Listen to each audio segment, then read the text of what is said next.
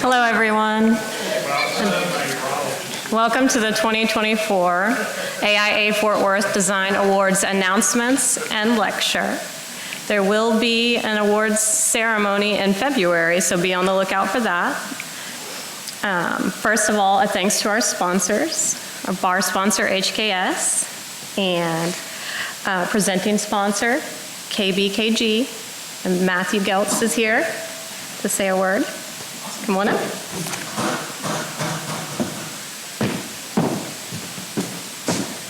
Thank you all for being in attendance tonight and for allowing us to sponsor your event. My name is Matthew Geltz, and I represent KBKG, and we're a new AIA allied member. We're a specialty tax consultant firm that opened in 1999 and are an approved AIA continuing education provider. And we've invested in AIA chapters across the nation, and this is the newest venture for us. So appreciate you having us here. It's a pleasure to be tonight's presenting sponsor and to support this event in a small but tangible way. I'm sure you'll all agree this evening provides an excellent forum for us to pause and recognize and celebrate excellence. So a little bit about myself, just to introduce myself. Again, Matthew Geltz. I grew up in Fort Worth, Texas, near Lake Country, just a little bit away. I went to TCC and UNT, and I live in Hearst with my wife and 4 daughters and 2 dogs. One's really big, one's really small. KBKG's leadership approached me earlier this year and asked me to join an AIA chapter, and I had to choose between Dallas and Fort Worth. And so I started thinking about that, and I thought, well, one, I wanted a place that I wasn't going to be angry driving in traffic. And then secondly, I wanted a place that I could feel comfortable wearing my cowboy boots. So no, in all seriousness, I'm really grateful to be a part of AIA Fort Worth. It was an easy decision just to invest back into the professionals that make my hometown look and feel different.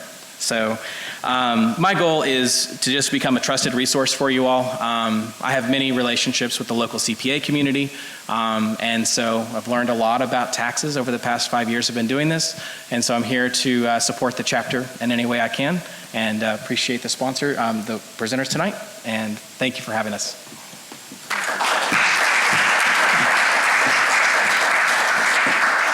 Thank you, Matthew. And my name is Jamie Wallace. I am with GFF Architects and serve as this year's Design Awards Committee Chair. I'm here to introduce our guest jurors to you today.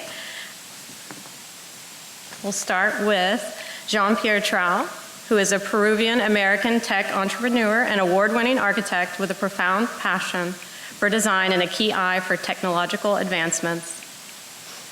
He has founded and led multiple companies that share a common vision of improving the built environment. Jean-Pierre is the founding principal of Runa Workshop, an award-winning architecture and interior design firm recognized for its exceptional design solutions on complex projects. He is the CEO and co-founder of Imbue, a pioneering AI-first company that is automating architectural review in the construction industry, allowing architects and builders to focus on doing their most impactful work. Jean-Pierre lives in Austin, Texas, where he has built a loving and fulfilling life with his wonderful wife, their 2 amazing kids, and 2 very cute dogs. Thanks for being here, Jean-Pierre. Second up is Reese Rowland, FAIA, is an Arkansas native, award-winning architect whose dedication to crafting meaningful spaces through innovative, sustainable architecture has been rewarded with over 70 national, regional, and state design awards in the last 20 years, including 4 from the National AIA. Arkansas Business named Reese to its prestigious list of 25 entrepreneurs and innovators of the last 25 years, crediting his work with helping to transform the image of downtown Little Rock through modern architecture. His work has been published in 25 national and international periodicals, as well as 11 books. Reese has designed some of Arkansas's most recognized buildings, all influenced by his fierce love of his home state, including the recently completed U.S. Marshals Museum in Fort Smith. Through his works, he continues to develop his design philosophy of allowing natural light to enliven space and spirit, while reducing our dependence on generated energy. Reese is the father of 2 sons, Preston and Pierce, whom he counts as his greatest achievement beyond any design work. Thank you, Reese, for being here.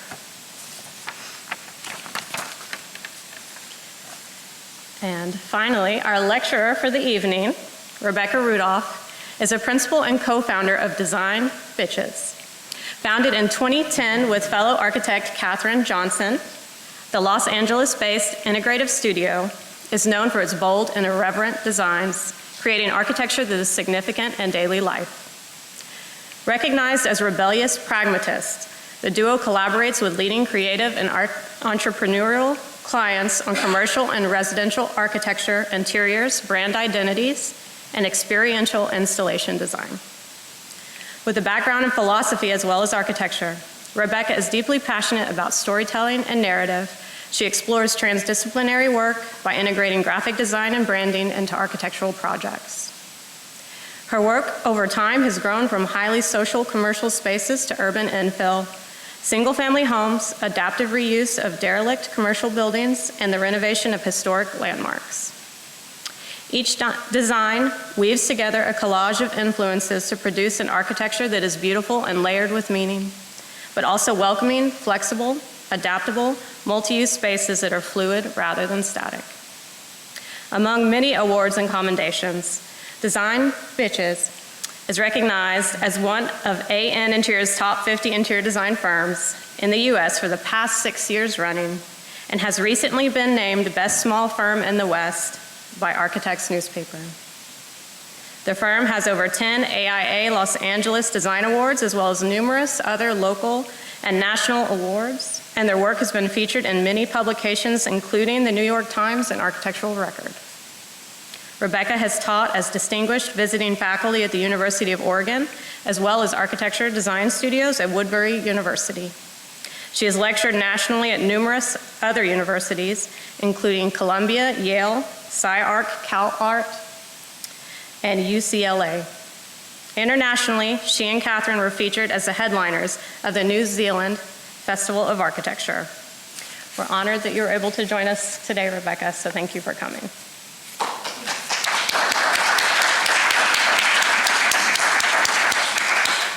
So now we will proceed to the awards announcements.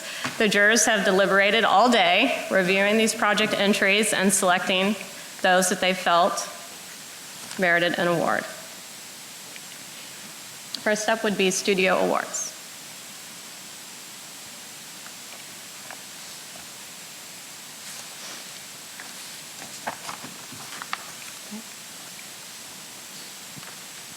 .4848 Ebanya Shaw Architecture, Bart Shaw and Gable Bostick.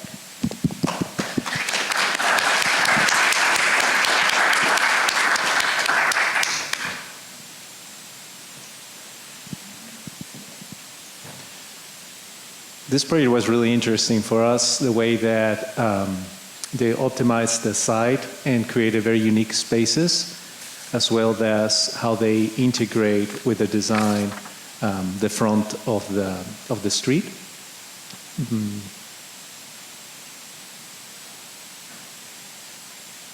There's also some interesting structures, and they added as well some natural light into the spaces.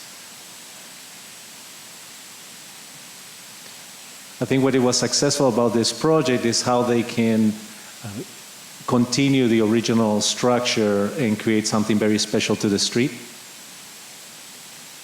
while staying true to the original language of the building.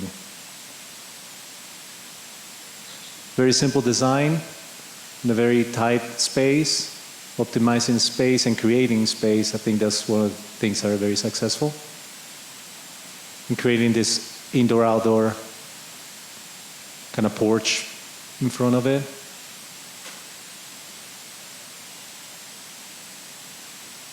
And utilizing the original structure, continue it, and creating something new and unexpected. I think that was very, very successful.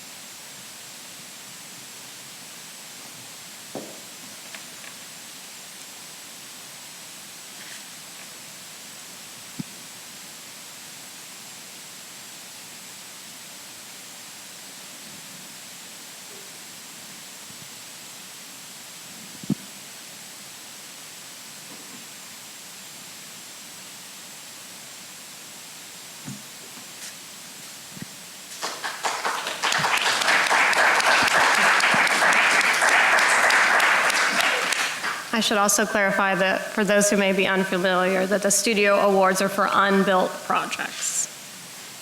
And next up in the studio award category, and forgive our slow clicker, it's a little problematic today, the Fort Worth Botanic Garden Family Garden by Bennett Partners.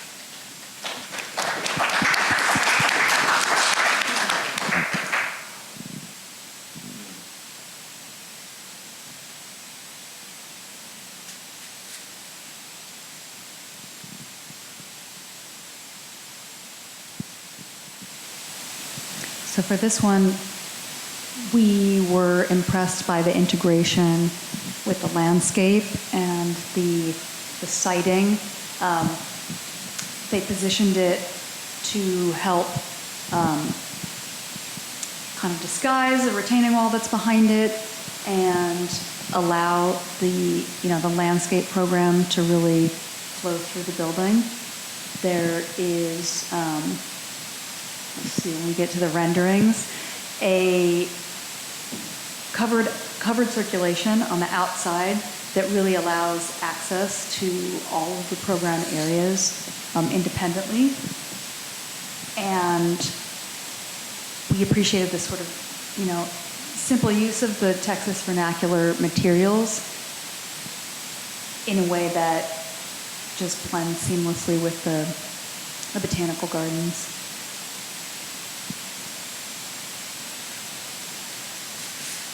The scale is also human scaled and feels friendly, and given that this is a kids' garden, seems like it would be, welcoming to the children and families, and feel like a place that people would really feel comfortable spending time in.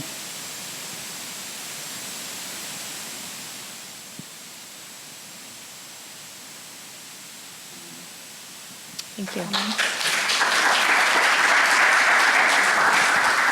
That concludes the studio awards for this year. And so next up are the design awards, and that is a built project. So first category for today are the merit awards.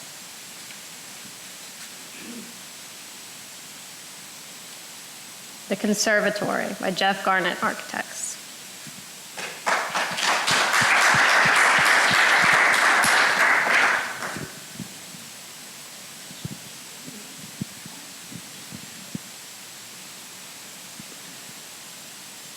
We really enjoyed this project. We felt that it was a really good, very humbled approach, humble buildings, very elegant solutions, a lot of restraint on it. We like that also the program incorporates not just the private aspect of it, but there's a public element, and having people that can visit the site, and there's some opportunities for learning. I think there's like 50 something, what is it called? Acres, sorry, of land to explore around. Very elegant solutions, detailed oriented. The language goes throughout the use of light and view, the materiality.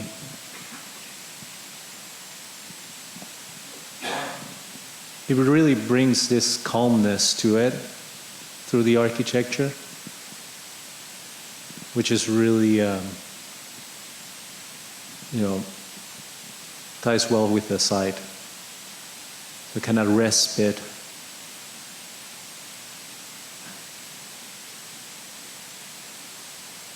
Again, very simple solution, putting attention to the detail and the execution to create something really special. Yeah, I love the expression of structure. Of course, this is very vernacular to what you would see in Texas, and but just the placement, like I said, the humble forms scattered on the landscape is really, really strong.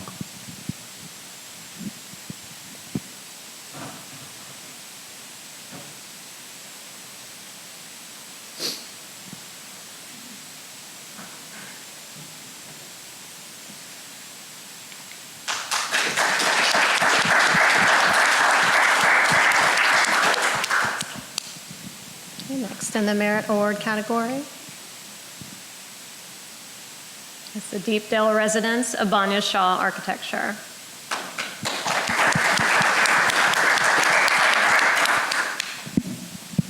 So this project was, I would have to say probably right there with my favorite of what we saw today. And I think there's an organization about it where they really thoughtful on the site placement and 3 bars of 3 different uses and just the sequence of movement for a guest to come up those steps and slip into this link of glass and just this really beautiful filigree of tubes that just start to hint at the piano and this cube space that peeks through.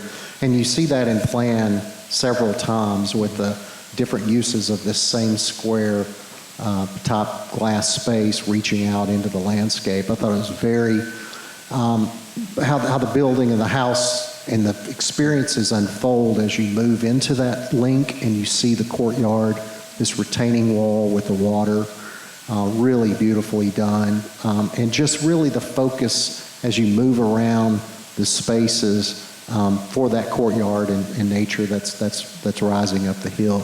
Almost this Miesian quality of very clear use of spaces, expression of structure, clean ceilings, but then just the hint of nature growing into the space so that the approach to the house doesn't seem the scale of the house that it is. And understanding the client needed most of this to be on one level. And I think the way that the architects separated these 3 bars and allowed the light and green spaces to kind of slip between was really, really well done. Yeah, and I would like to add that it's a great integration with the site and fantastic collaboration with the landscape as well. There's a lot of beautiful moments in the space. This sense of discovery and consistency, also very rigorous approach on the design concept that I think it made a really great candidate for this design award. So congratulations to the team.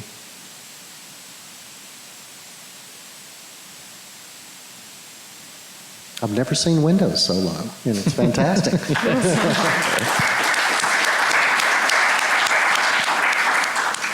Okay.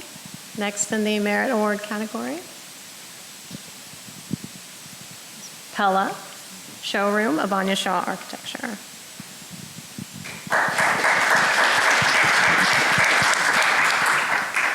For this one, we thought it was a very just, nice, simple solution. The branding integration is really well done. That architects figured out a way to get the Pella colors into the space, and used a restrained palette that helps with sound attenuation and also sort of gives a sense of height to the space that probably was not particularly interesting to begin with. Just some really beautiful details and moments in there, and a space that is likely quite memorable for customers that come to the showroom. Yeah, it definitely creates a very quick statement on a very tight space. And I think that's what makes it very successful, that project. Yeah, and what drew us to it was they did a lot with a little. Yeah, a lot with a little. And a lot of restraint, very simple approach, and very strong. Thank you.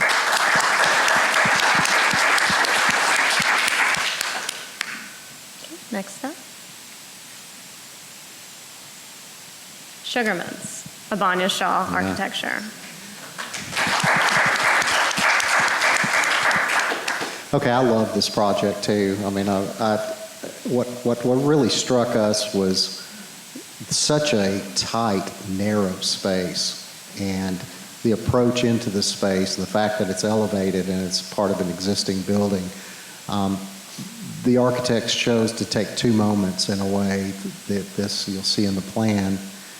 The idea of this plywood, almost filigree in a way that runs along a wall that creates a bench. That becomes a sculptural moment within itself. And again, you can see how difficult and tight this space is. Even the entry sequence off of the building is a building lobby coming into the space, how narrow it is. But then when you look at the number of seats and the way that they focused on these moments with lighting, and you'll see here in a second the detailing of this wood, kind of plywood, CNC routed elements that become the seat is really gorgeous. And just, again, taking simple materials, humble materials in a way, plywood and steel with pinhole punch through and the lighting, it just becomes a very, very sculptural, memorable space in a very narrow area. The joinery, again, is really beautiful. And I love seeing construction shots because you can start to see behind, how the light's starting to come through already with those steel panels.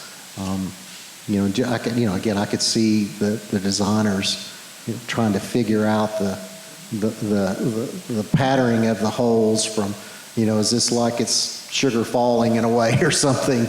The way the light transfers through.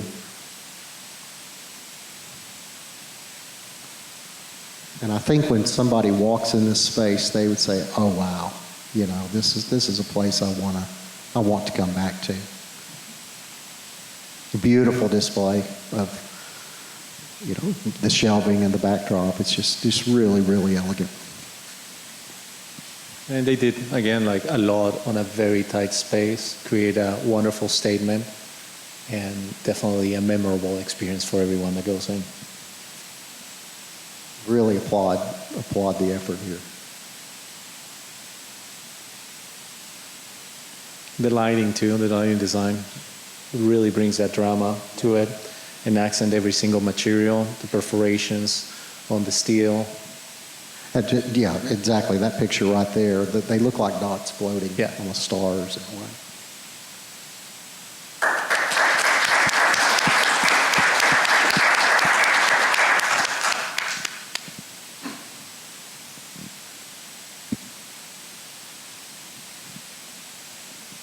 Next up is Thompson's Bookstore by Bennett Partners.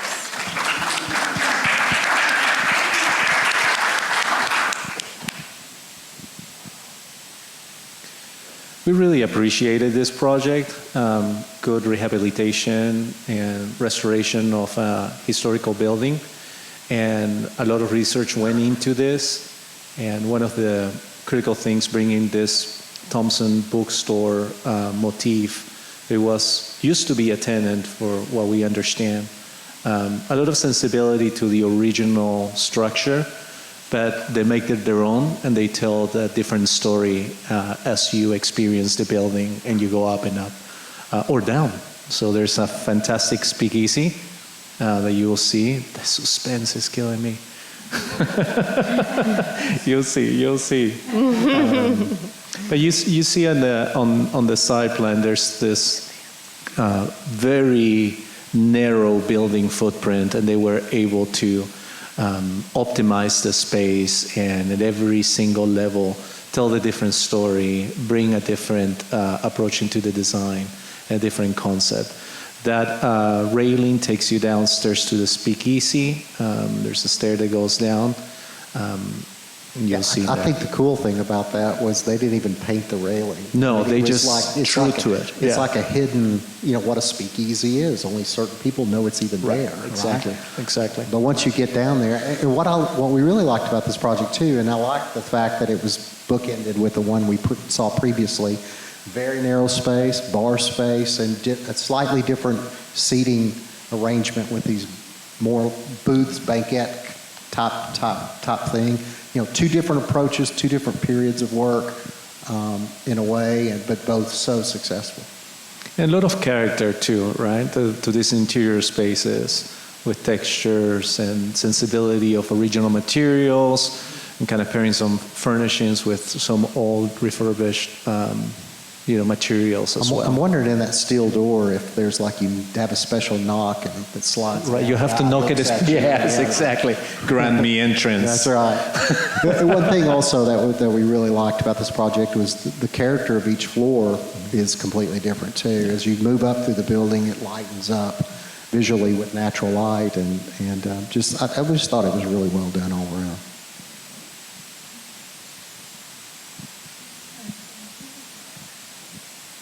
And this is the cigar room, which is the top level.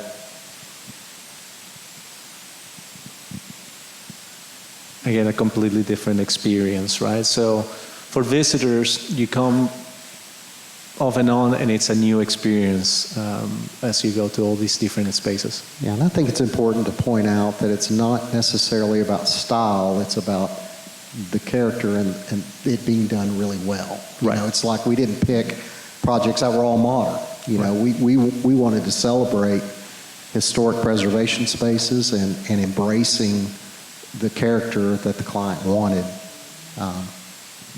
with that project.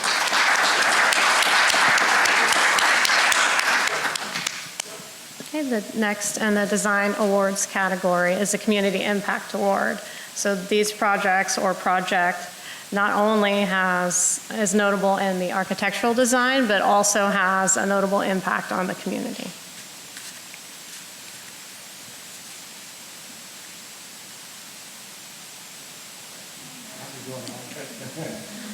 One moment.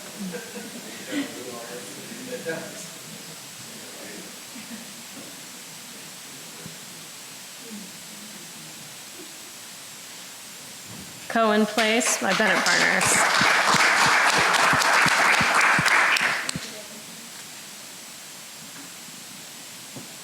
So this one really, we felt that, you know, the fact that there was housing, public housing, low-rise public housing that was replaced with something much denser, that I think the number was 97% of the original residents returned. Clearly, you know, made it evident that it was a successful project. You know, the budget was quite low, and given that, it seems that the spaces, you know, they did a lot with a little, and they $150 was yeah, it was like per square foot. 150 a square foot. They feel, you know, very nicely considered. There's double height spaces. There's natural light.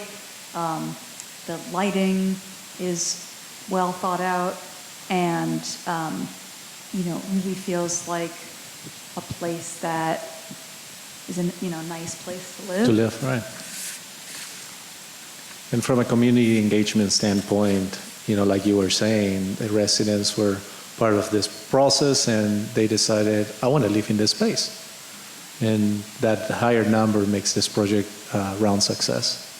Yeah, and so not only architecturally, but it's really the impact that it has on a demographic that Yes. is often overlooked in some respects. You could see the previous dwellings that they had to live in, and the fact that this gives really equal footing to everyone. And I think that's what community impact is really about. And again, that's why I could see my elderly parents when they were alive moving into this space and being just joyful. Right. So. There's also, not only to mention, a couple of certifications on sustainability as well that this project has. So that also adds to the level of success of this project. Thank you. A round of applause. Let's give a round of applause for all the winners this evening, and a sincere thanks to our guest jurors for taking the time to be here today. We know it took a lot out of your work schedule to come and join us and volunteer your time, and we really appreciate it. Thank you. It's a pleasure. Thank you.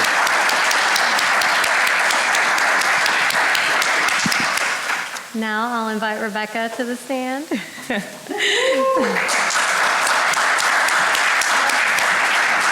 Rebecca Rudolph, co-founder and principal of Design Bitches. for the lecture this evening titled Radical Pragmatism. Thank you, Rebecca. Hello. Okay. I'm prefacing this with Sunday, I decided to completely reorganize the lecture, and I gave it a new structure, and I tested it out yesterday on students at UT Arlington. So hopefully it works. You can give me feedback afterwards. Sorry, I just need my glasses.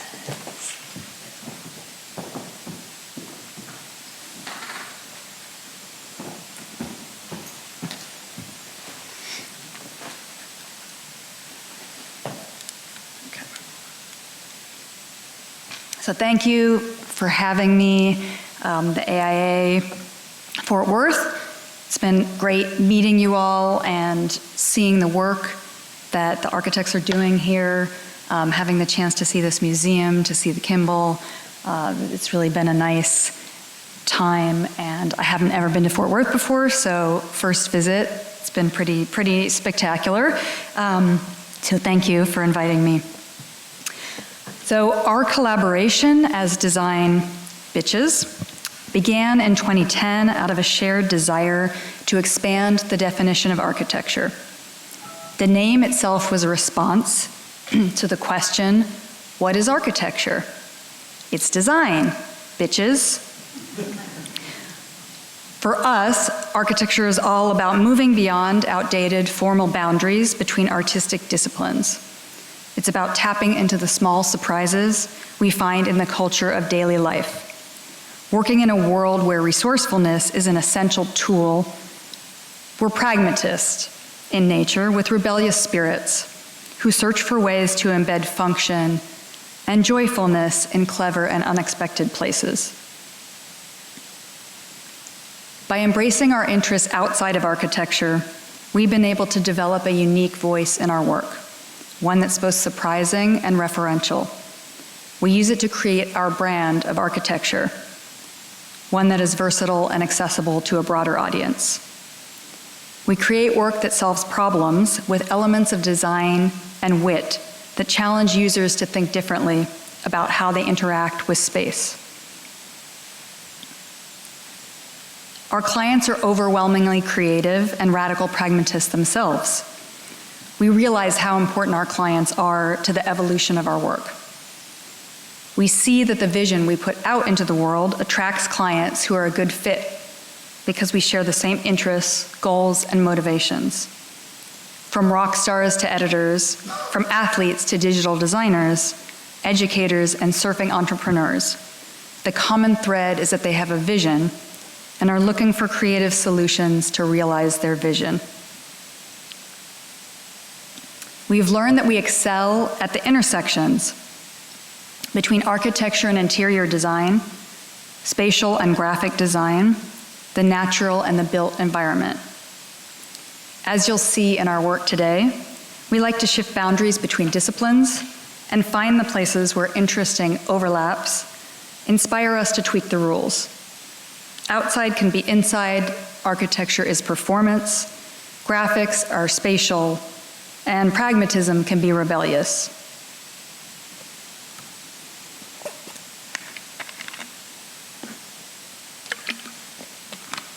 People often ask us how we're able to convince clients to do what we want. They see a consistency in our work and imagine that there's a secret sauce that we use to find the right clients. That is important, but what gives our work consistency is our unique way of collaborating. The starting point for every project is an intuitive understanding of what is needed for us to do our best work. Our process is non-linear and involves similar steps, often executed in a different order. Our team learns different ways of looking at and developing design solutions, and they bring their own interests and order of operations into the mix. It's this layered process with its own rhythms, overlaps, and emphasis on collaboration that produces the consistency. Words, images, memory. Sometimes our design process starts with words, sometimes with images, and always with memories. of spaces we have visited or come to understand through research and study. We know how powerful the relationship is between memory and spatial experience because we ourselves have been so affected by it.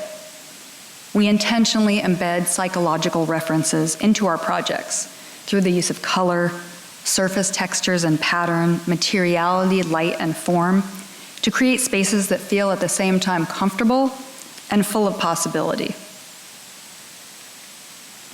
In the Highland Park neighborhood of Los Angeles, we breathe new life into a previously neglected historic building, transforming it into a community asset by opening up a closed world for discovery at Fig Lodge and Checker Hall. It's a former Masonic lodge on the second floor of a nationally registered historic building with an interesting mix of tenants: a vegan burger joint, a Latin bakery, vintage clothing shop, and city council person's office on the ground floor, and a hip-hop producer on the mezzanine above. The Masonic Lodge was in the past a private club, a highly ritualized performance space that we transformed into a public venue. It's now a theater with affordable shows, community events, a restaurant, and a bar, where you can experience culture, meet neighbors, and explore the history of the place. We kept much of the Masonic Lodge's mystic character and layered on top of these details saturated color and progressive materials, drawing inspiration from the entire lifespan of the place. Artists from the arts and craft movement at the turn of the century painted landscapes that celebrated the natural environment of the nearby Arroyo Seco riverbed. We drew from this artistic past and contemporary artists that moved into the neighborhood in the 80s and 90s to connect the interior of space to the world outside. Through color and lighting, the theater has been transformed into a space reflecting the night sky, somewhere between inside and out. Saturated color shifts as you move through the rooms, from blue in the theater to green in the restaurant, with a range in between that draws you intuitively through the space. Details allude to the Masonic history and the flora and fauna of the Arroyo, from mystic eye wallpaper and marble banquettes in the dining nook to thistles and checkered fabric booths. The new bar in the center of the dining room in the form of a Masonic symbol creates pockets around it for gathering and a whirling flow that now has both a strong center and an occupied edge. Small interventions in the city can be as powerful as large ones, and the same applies to the tiniest detail within a space. Button Mash is a collaboration between a group of us who came together to make a small disruptive intervention in Echo Park. We worked with a beer nerd, a game nerd, an underground chef, and an artist to transform an unremarkable strip mall into something that reflects the rich artistic inner life of the neighborhood. We carved out a series of interlocking volumes within the space that allow the different uses to coexist. A vintage arcade, Asian street food restaurant, craft beer, and wine bar. The angled walls and ceiling planes form shifts in perspective that allow glimpses through and across, but never fully reveal what's on the other side. When you enter through the wallpaper-covered tunnel, you feel almost as if you're in another world, the Button Mash version of the city, where different kinds of people, including kids, families, couples, and parties, can all coexist. Color is used to define space without walls. It's saturated, enveloping, and draws you around and behind the bar to a hidden door in the pinball room that leads to a retail store and gallery on the other side. We designed everything in the space with varying scale in mind, embedding references from 80s video games to the nearby police academy and film noir. There's a visual texture up close and also from across the room. We collaborated with an artist based out of Indiana on custom wallpaper and artwork that's incorporated into unexpected places. The result is a kaleidoscopic space that continues to change every time you visit.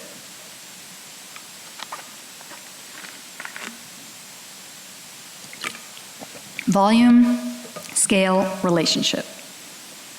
We often design with proportion in mind, or are intrigued by the idea of insertion rather than removal. We use this strategy to study how this affects both activity and patterns of human behavior in space. We know that relationships between buildings, structures, or volumes, and what's happening in the negative or open space between them is as important to our perception of a space as what's happening inside. We were able to playfully exaggerate some of these ideas by collaborating with the Google design team on their annual design conference SPAN. Both venues in Tokyo and LA were large open spaces. We translated primitive graphic shapes into volumes and used their placement and scale to create a different rhythm of spaces between and around them. In Tokyo, we used a giant truncated cone overhead to create a place underneath that people could feel comfortable stopping under, tucking out of the way amidst the larger flow of circulation. Large in scale, but light in materiality, it has the effect of stepping under a canopy or tree along a sidewalk.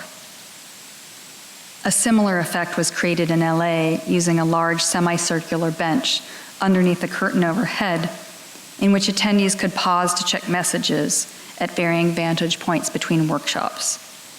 We created custom furniture of varying scales, both in height and orientation, to encourage equity and conversation. Minimalist interior trellises were constructed to punctuate the space where guests were intended to pause. Select edges of the frame structures are highlighted to emphasize the graphic roots of each shape and relate them to the surrounding supergraphics. These structures create points of reference and assistance in wayfinding for guests to locate pop-up shops, cafes, lounge spaces, and workshop areas. Translucent colored panels were inserted overhead to alter the quality of light. We're always searching for ways to create multiple experiences in a single space, while embedding a sense of discovery and surprise.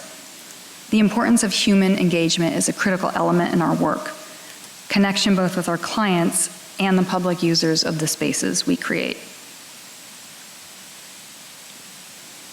Venice Beach is an iconic artistic neighborhood where Los Angeles meets the Pacific Ocean. Living in Venice means making the most of very small lots, knit tightly together with your neighbors. Our clients, a musician, a writer, their daughter, and a screenwriter brother often work from home, keep unusual hours, and adapt family and friends flowing in and out for extended stays. Despite the tight lot, the site had an incredible sense of openness to the sky, with a view punctuated by rows of palm trees. This is a neighborhood known for both its iconic beach bungalows built at the turn of the 20th century and architectural experimentation. By maintaining the formal integrity of the traditional Venice Beach bungalow and adding a bar slid through it, the house makes an argument for the resilience of archetypes, playing out juxtaposition in a small house that speaks to modernist volumes and ways of life. It's at the intersection of these volumes and the layers between where we were able to challenge formal preconceptions. Knowing that the innermost part of the site would become the true center of the house, we created a dynamic connection between main house and studio through the new interior yard between. At the upstairs studio at the rear, we peeled back the roof from a third of the volume, while the opposite primary bedroom acts as a treehouse overlook, creating a distinctly different experience on either side of the central yard. It was essential that all spaces have the ability to connect and retreat, depending on how it might be used at present or many years into the future. The garage can house cars, music recording sessions, movie screenings, or visiting friends and collaborators. The overall proportion of the house is considerate, both to its neighbors and the history of the place. The house feels instantly comfortable, welcoming, and not too precious to use. We encourage a little sand tracked in from the beach and enjoy allowing the wilderness of life to come in. Wildness. Radiant flooring throughout maintains a comfortable temperature to move freely around the house barefoot. Subtle level shifts between eating and living areas at the ground floor allow the spaces to be both visually connected yet distinct. Proportion and scale were carefully considered, from larger formal intersections down to the varying details and directionality and material texture, pattern and rhythms. From the roof material to the siding, decking, and windows, all synchronized together into a more complex whole. Interior windows were punched through upstairs volumes, so both cross breezes and conversations continue and flow from upstairs down to the main living areas that spill into the yard.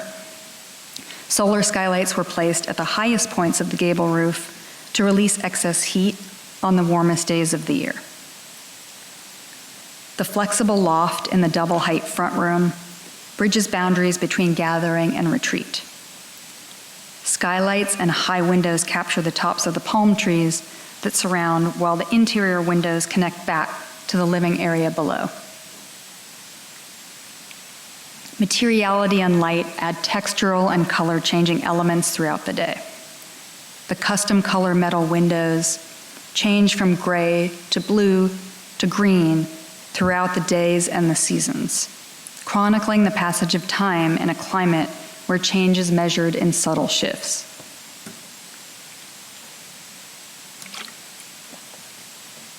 Our experiments with dense urban lots and a quest to evolve the typical American single-family house into something more flexible and adaptable to living with multiple generations was the genesis for our contribution to the City of Los Angeles Standard Plan Accessible Dwelling Unit program. The city is exploring ways to increase density in response to a housing shortage, and allowing people to build an additional small house in their backyard that can be rented out is one potential solution. Midnight Room is a new guest house and re-envisioning of a family backyard. The existing single-car garage was torn down, opening up the lot to make the most of the limited space through a series of indoor and outdoor rooms built to welcome 3 generations. The design is centered around the connection between the 2 structures and a mirroring of program. Cedar boardwalks connecting the 2 float across the permeable, drought-tolerant landscape, echoing the bridges across the nearby LA River. Breezes across the pool and scents from the aromatic plants draw the inhabitants out to spend time together. The sleeping and living spaces in the new dwelling and existing house face one another and strengthen family ties while also allowing for privacy and the shared experience of nature. The material palette has been kept simple to focus on warmth, natural light, and the intimate proportions of the new structure. Exteriors have been painted a deep midnight blue to help blend in with the night sky and contrast with the warm glow from within. Views are focused toward the garden, allowing the dwelling to be at once a retreat and a gathering space, a place to work and come together with extended family. Movement, rhythm, layering. As we design, we imagine what it will feel like to move through the space and sight. What kind of visual rhythm is established when you turn your head from one corner to another, what it will sound like, and how the materials will feel to the touch. We're obsessed with how different bodies move, the diversity of physical perception, and how layering and orientation contribute to making a place where people want to be. On a tight corner lot in the Silver Lake neighborhood of LA, we created our first of 5 training centers for counterculture coffee. Counterculture operates a unique business model in the coffee space. They roast wholesale, ship direct to consumer, and build training centers where they educate the next generation of cutting-edge coffee people. At the LA Training Center, we had the opportunity to create a different kind of workplace, one that enabled them to host various classes of different sizes and multiple stations and really embrace the neighborhood. We were fortunate to discover an unused space between the building and its neighbor, and knew that we needed to take it over and create an indoor-outdoor classroom. Organized in a plus formation with two relatively equal axes, the interior space is activated in multiple directions and allows for maximum flexibility and connection to the outdoors. The primary education axis is flooded with Southern California sunshine through large glass pocketing sliding doors and connects seamlessly to the new outdoor amphitheater, taking full advantage of the formerly unused real estate. The addition of mirror at the top of the stadium seating provides a visual connection back to the rest of the classroom inside. Where the counterculture instructors work around a large central brewing station where students are encouraged to gather.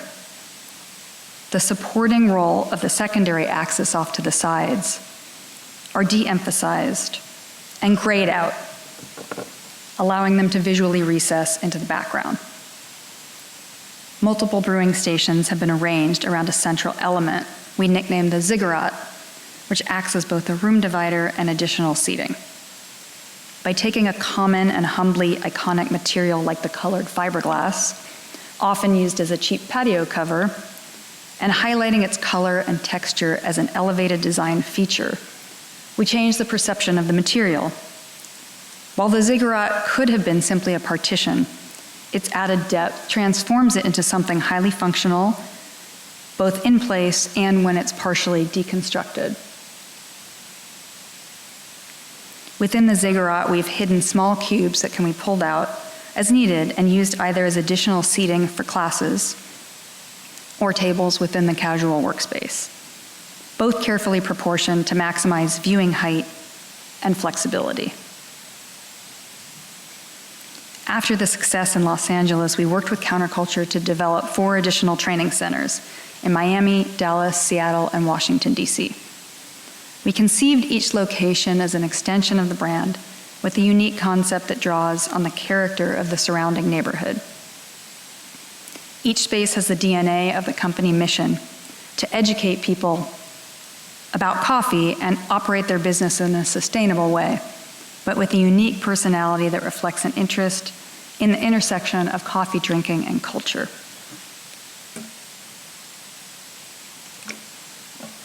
As our practice has grown, one thing that we found particularly interesting is the creation of social spaces in neighborhoods that have developed in a uniquely contemporary way, where housing is built or created before the social and commercial infrastructure is there to support it. Verve Roastery Del Sur is located in the Arts District at the eastern edge of downtown LA, where it meets the LA River. While artists have lived in lofts for decades, and SciArc moved its campus into an abandoned train depot here in 2001 amidst the industrial warehouses, over the past 15 years, the area has exploded into an entirely different cultural ecosystem, which includes art galleries like Hauser and Wirth, shopping, restaurants, and multifamily housing. I worked in this area in the early 2000s when the Arts District was scrappy and fairly off the radar and where utilitarian experimentation ruled. So it was important to us to bring some of that spirit into the place. The life of the place is an equal character in the story and a crucial element in our design process. We create architectural spaces that embrace and encourage life to happen within them through human interaction and experience. Together with Verve, we shared an interest in creating a place that connects people over everyday activities like grabbing a cup of coffee. The transparency of the space links directly to Verve's farm-level initiative and the transparency with which they run their business.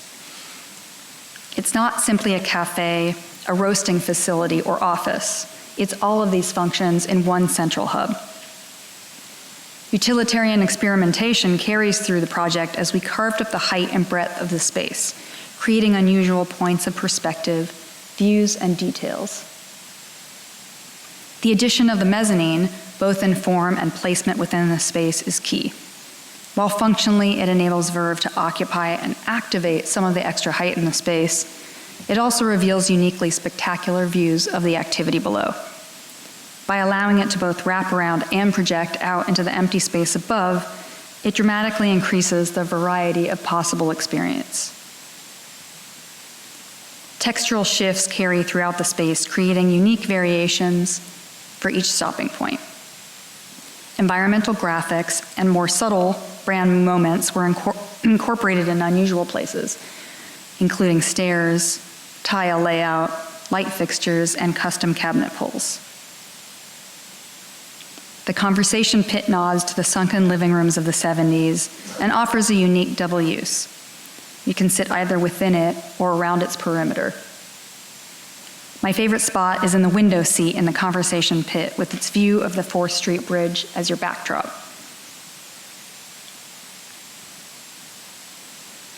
We want to connect our work to the surrounding city in a way that's open and draws people in, with new social spaces that are hybrids of home, work, and school. 9 Dots is a STEM education space in Hollywood that started as a tutoring center for underserved kids and has expanded to include teacher training and partnering with other nonprofits. At 9 Dots, we focused on strategically inserting volumes and large-scale custom furniture in a way that would allow them to run multiple programs at the same time. Angled walls and sloped roof lines fit together at the new classrooms and offices like a collection of sculptural objects within the larger space, encouraging exploration between and around them. We incorporated angled walls at the office volumes to draw you towards the center of the semi-open workspaces. Skylights pop in and out of the ceiling plane, bringing in natural light and creating curious shifts in perspective. Informally arranged workspaces vary in porosity and degrees of privacy to spur collaboration. Sloping roofs help the classrooms feel taller inside but not imposing from the outside. You can also experience the larger volume of the space and read the connection between the existing structure and the new insertions.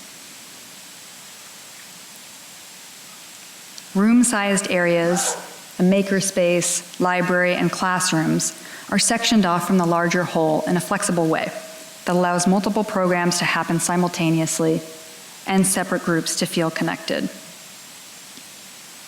The strategy we employed here is one of playing with scale and feeding curiosity, using the negative space and the natural human desire to explore to encourage collaboration. There's a playful purpose to all of the surfaces on both the inside and outside of the volumes. They're useful for pinup, projection, and sound attenuation. They add a warmth and richness that allows the social complexity of the 9 Dots community to thrive. Flexibility, porosity, fluidity. Design Bitches was founded with the mission to make architecture more accessible to people outside the profession. One way we accomplish this is by literally opening up our projects, creating flexible, adaptable, multi-use spaces that are fluid rather than static. We were invited by the Institute of Contemporary Art in Los Angeles to propose a renovation plan that would increase community connection and engagement. The site is located in an industrial zone south of the Arts District. Historically filled with produce distribution warehouses and machine shops, it has slowly transitioned into a mixed-use neighborhood with schools, retail, and community-focused organizations. Our strategy strengthens the connection between a new large apartment complex and pedestrian paseo that have been developed behind the building with a busy street at the existing entrance to the museum, drawing neighbors and visitors through a magnetic social hub. With a new cafe, rooftop event space, retail, and coffee kiosks positioned at both entrances, everyday activities have been flexibly integrated into the site. We propose capturing the current parking lot along 7th Street and combining it with the cafe dining room and a portion of the interior lobby to create a larger, flexible garden, programming, and seating area. Large roll-up doors located along the facade and inside the entry could be open or closed to allow the interior program space to be inside or outside, depending on the weather, programming, and exhibition needs. A second-floor roof deck garden and a large mezzanine overlook the activity below, increasing the square footage with a minimum of new construction. The new demountable roof deck provides shade, green space, and additional renewable energy, and will be a visible beacon for the museum's community-focused mission. The cafe, connected directly to the street, can become a meeting spot or regular hangout for the neighborhood, acting as a gateway to locally focused art exhibitions, championing marginalized and underrepresented artists. Passers-by can now see directly into the museum and understand that it's a welcoming place for all.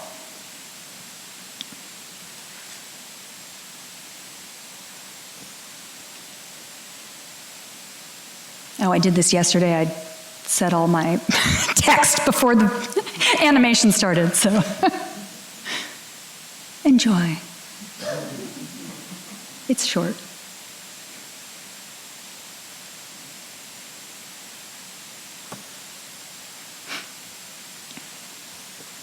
Across town and on a more urban scale, we were tasked to be both creative directors and design architects, re-envisioning a neighborhood shopping district known as Runway Playa Vista.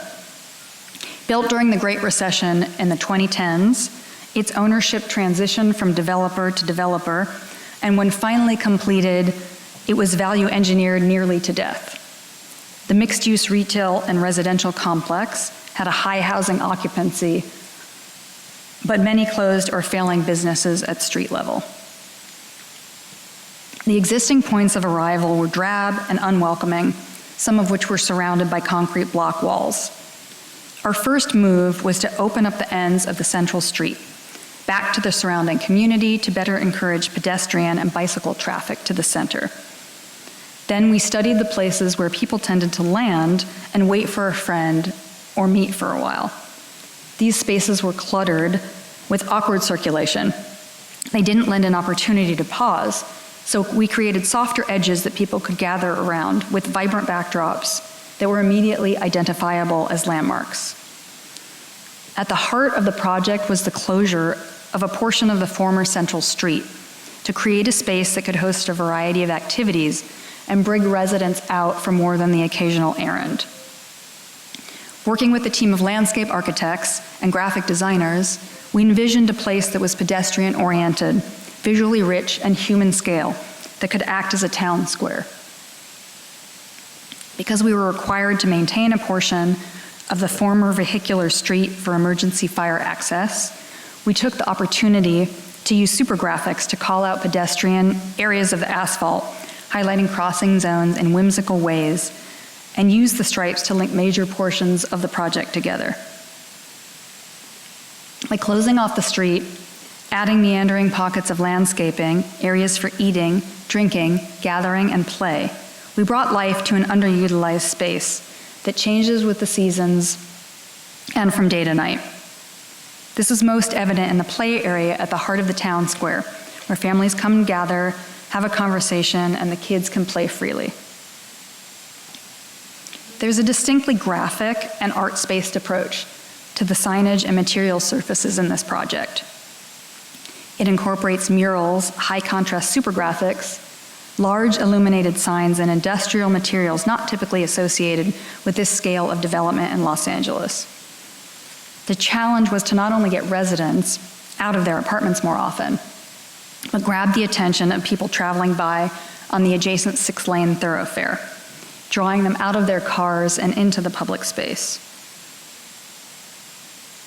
These moments where super graphics merge with illumination on the interior highlight points of arrival, such as the lobby lounge on the left where people meet, and the stairs beyond that lead up to the movie theater.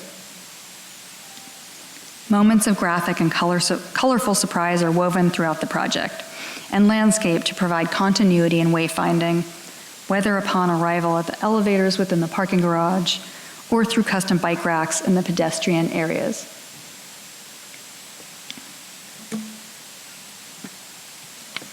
As part of the runway project, we were given 20,000 square feet of empty commercial space at one prominent entry corner to transform into Free Market, a central hub that combines shopping, restaurants, pop-ups, and events. It offers a unique business model for retailers who previously have only operated online, which gives brands real-world exposure while hosting a variable environment that changes on a short-term basis, providing constant variety to customers. The large, flat space was sandwiched between the multifamily housing above and the parking garage below, and was lacking a dynamic street presence and sense of pedestrian scale. We created a village within the space through the insertion of small, residential-scaled volumes that interrupt the previously uniform facade. The retail spaces are positioned at the transition between inside and out and can be used as passageways to the interior bars, restaurants, and event space. The volumes were carefully placed, jutting in and out at a slight angle to create pockets of interest between and a sidewalk edge that promotes meandering. At the opposite edge, the more formal sidewalk was cut to create new seating pockets and room for a larger landscape buffer, softening and encapsulating the space between. A datum line of demarcation between the apartments above and Free Market below houses a subtle yet large-scale supergraphic and a custom mural at the end of the volumes adds wit and enthusiasm at a busy entry point. Free Market has immensely added to the transformation of Runway. What was originally a dead space at a vehicular entry is now a vibrant hub.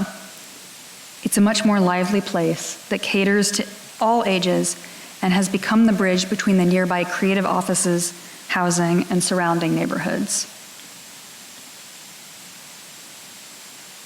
Longevity, utility, ad hoc. Over the last few years, a segment of our work has taken an interesting turn towards utility, daily activities that may have been deemed unworthy of design attention in the past. From veterinary and dental clinics to car washes and drive-thrus, we have had the opportunity to partner with new startups focused on the premise that a seamless and thoughtful integration of the digital and physical user experiences can improve everyday life and even create moments of joy. We are designing buildings, gardens, neighborhoods, and experiences for longevity, intentionally planned and specifically designed to have the flexibility and infrastructure to last far into the future. Our work with clients who are expanding or growing a business includes design for several next-generation brick-and-mortar retail startups. We work with the clients to create joyous and practical spatial environments that defy expectations. Modern Animal is a veterinary clinic that's designed to be a great place to work. In contrast to typical clinics, we designed a truly transparent home for the company's flagship, where visitors can see from the street straight through to the treatment areas. The curved walls of the wellness room create a natural flow around the central focus point, where everyday care will be seen and celebrated. Skylights throughout provide even daylight and a connection to the natural circadian rhythms. The entire experience of visiting an animal clinic, from entry to treatment, has been equally considered. In our first space to delve into the human-animal relationship, we eliminated the barrier between the front customer areas and the back of house, using materiality, spatial adjacencies, and natural light to blur the line between traditionally separated zones. We've worked with Modern Animal since the pandemic began. They currently have 17 locations open, with 7 more in the works. The company has raised multiple rounds of venture capital and credits the physical space as a key component of their success. Sunday Car Wash exemplifies the type of project we love, bringing joy to your everyday moments through a cheerful melding of experience design, brand integration, and operational efficiency. Going to the car wash is a cherished experience in California, and one whose design has been neglected for decades. We worked with this venture-backed startup to create a concept design and prototype, as well as applying the concept design to refreshing existing locations. With each location, they are replacing outdated and inefficient equipment with state-of-the-art water-saving technology. And they use a proprietary bio-based, non-toxic soap that does an excellent job without contaminating the local water supply. The cheerful graphics, hyper-efficient operation, and focus on being a good neighbor through hosting fun, interactive events and supporting local businesses is winning them legions of dedicated members from the Central Coast to Los Angeles.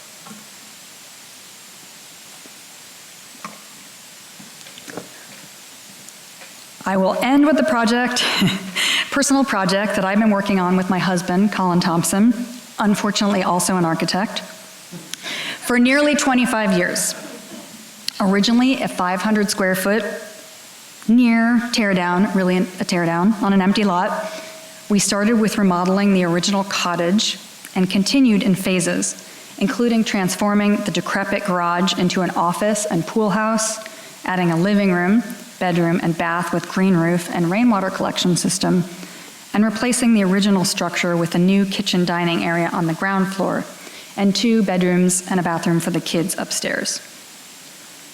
Atwater House has grown from a small bungalow in a barren lot with no access to the rear yard into a fluid arrangement of spaces where the inside and outside zones are given equal importance and are designed with change in mind. I'm just going to add that that's our real estate agent in the center there, Hattie Ramirez, and when we toured the property, she said, "Are you sure you want to buy this house?" But it fit the budget, so, you know. Upstairs is currently divided into 2 rooms for the kids with a non-structural wall that can be removed in the future to become a primary bedroom. The office and pool house doubles as a gym and guest room for friends and family that visit from out of town. The house and landscape reflect our deep desire to live with nature and experience the life cycle of the plants and animals that are attracted to the varied habitat. The recreation of the planted area that was displaced by building the addition on the roof also helps camouflage the house when viewed by satellite. And in fact, so you saw the before photos, basically all the trees we planted in the last 25 years that we've been living there. And when we did a drone photography, and the photographer had a hard time actually getting pictures of the structure because you can't see it in the trees. The majority of construction and finish work on the house and landscape was completed by Colin. Custom finish work includes oak and walnut, wall paneling with brass inlays, hand-cast concrete tiles used on the kitchen island, and a steel skylight well in the bedroom. The custom Dutch doors are inspired by the work of English book artist Ron King. Colors and materials in the house blend with the exterior as it changes throughout the day and seasons. Deep green and caustic cement tile from Majorca, sky blue glazed brick, and knotty cedar in the primary bathroom, deep blue walls and ceiling in the primary bedroom. Light is modulated from multiple directions to create both cooler dark zones and warmer daylit spaces that preclude the need for artificial lighting during the day. Windows are positioned on all sides of the house and in bedrooms to provide exposure to light as it changes throughout the day and support our natural circadian rhythms. The exposed structure and angled walls have been specifically oriented to augment movement into and across the house and connect the 2 levels without losing valuable floor space. Atwater Village, located in Northeast LA, has evolved over the decades into a highly walkable, multi-generational neighborhood with housing types as diverse as its varied inhabitants. We expect the house to continue to morph over time, along with our lives and the community we live in. We work between scales within the fractal nature of cities, where tiny interventions affect city blocks and bigger ideas infect the details. What began as an exploration into blurring boundaries between disciplines has evolved over time as we build and test new ways to expand the practice of architecture. Experimenting with strategies that enhance collective experience, we like to embed the intangible into the tactile. We are rebellious pragmatists, influenced by the ugly beauty and exaggerated casualness of Los Angeles. Graphic space, inside, outside, layering, references, and spontaneity are all at play in our optimistic read on architecture's relationship to culture. We will continue to look for the weird and wonderful, feeding our curiosity with experimentation as we build new social spaces. Thank you.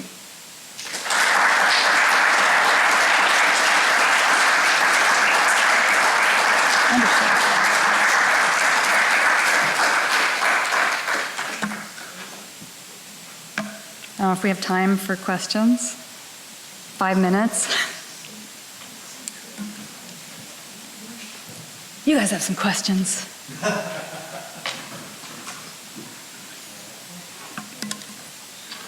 Any questions? Have your ADU designs been used in Los Angeles? They have not. So that's a very long conversation that we could have. We have the same conversation going on. We built one. We built several ADUs, but that one has not been repeated because of construction costs, basically. Also, we can't just sell the plans because of liability reasons. And so we have to provide full services. And it just doesn't financially work out. So the ADUs that we're doing are really for clients that we're doing like new houses for the most part, except for that one that we built. But that one, we built the ADU and now we're doing basically a new house in front of it. So it's the other way around, but yeah, unfortunately for us, it's not working as a business model, but it is working in terms of there's a lot of ADUs being built in LA and a lot of garage conversions, which actually I think make more sense. We just can't do them. I did do my neighbor's garage. I helped them, but they're my next door neighbors, so I was able to just do it myself. Yeah.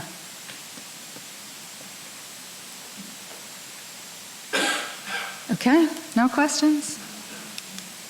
Thank you.